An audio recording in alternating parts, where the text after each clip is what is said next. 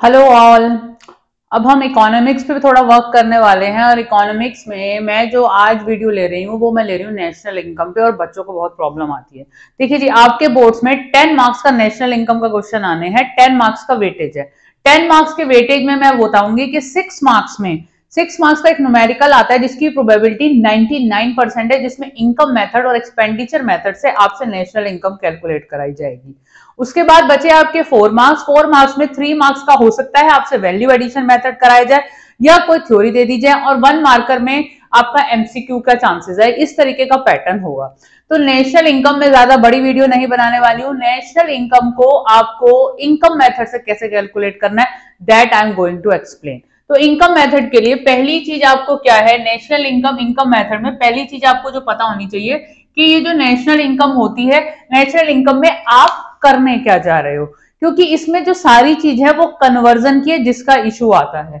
National income किसे कहते हैं? NNP FC. अगर आप नेशनल इनकम आपको एग्जाम में पूछा जाता है तो आपको net national product at factor cost, FC means factor cost पे कैलकुलेट करनी है।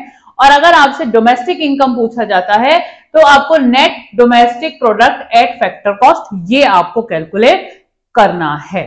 चलिए जी, अब हम नेशनल इनकम कैलकुलेट करने जा रहे हैं थ्रू इनकम मेथड। तो देखिए जी, करना क्या होता है, पहली चीज तो आपको पता होना चाहिए कि इनकम मेथड से आपका कैलकुलेट क्या होगा। इनकम मेथड से आपका net domestic product at factor cost यानी कि डोमेस्टिक इनकम निकल के आएगी।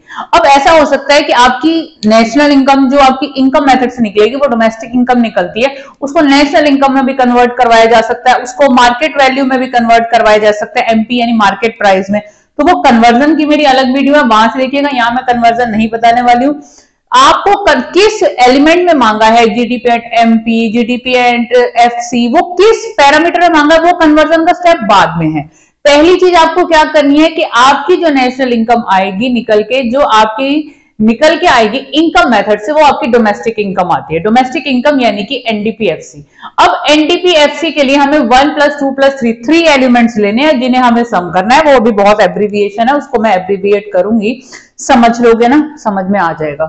1 + 2 + 3 एनडीपी कैलकुलेट होगा, डोमेस्टिक इनकम कैलकुलेट होगी इनकम मेथड से। अब छोटी सी चीज बताना चाहूंगी, या थोड़ा सा ब्रीफ में जाना चाहती हूं, ये फैक्टर कॉस्ट पे क्यों आता है, थोड़ा सा ब्रेन लगाओ। इनकम क्या होती है? जब भी कभी आप इनकम रिसीव करते हो तो उस पे सारे टैक्सेस कट जाते हैं, जो आपकी आउटसाइड पेमेंट्स होती हैं वो कट जाती हैं, तो उसके बाद जो आपके पास वैल्यू आती है वो फैक्टर कॉस्ट ही बचती है। कौन से फैक्टर्स हैं?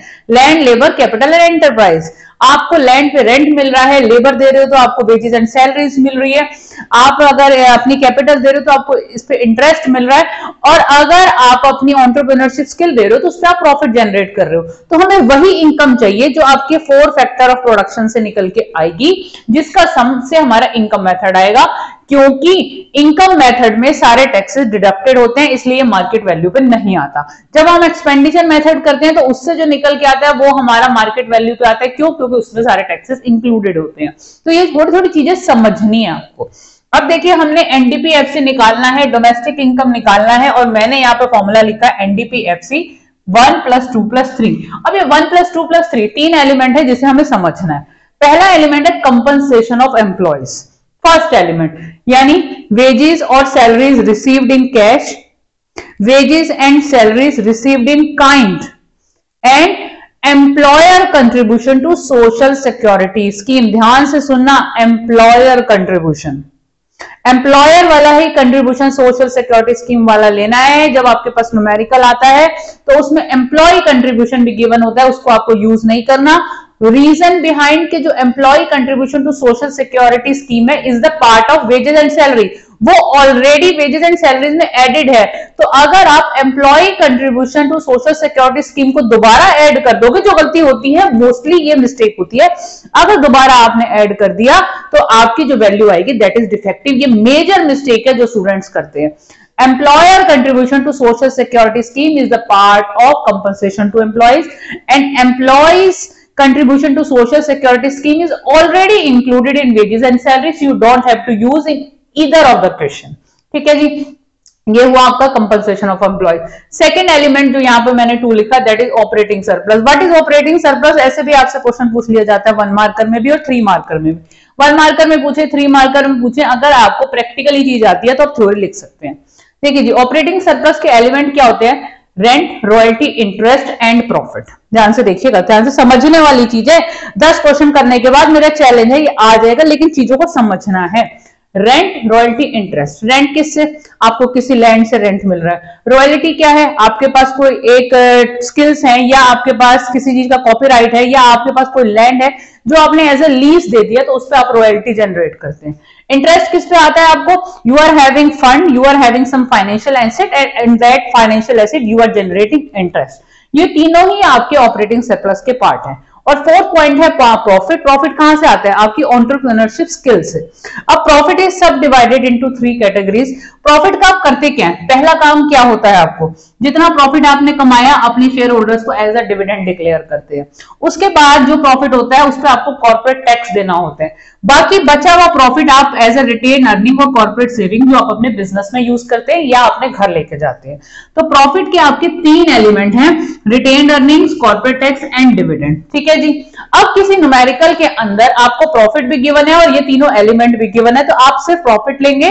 Profit plus rent, royalty, interest, इन चारों को क्लब करेंगे और ऑपरेटिंग सरप्लस निकाल लेंगे। ठीक है जी।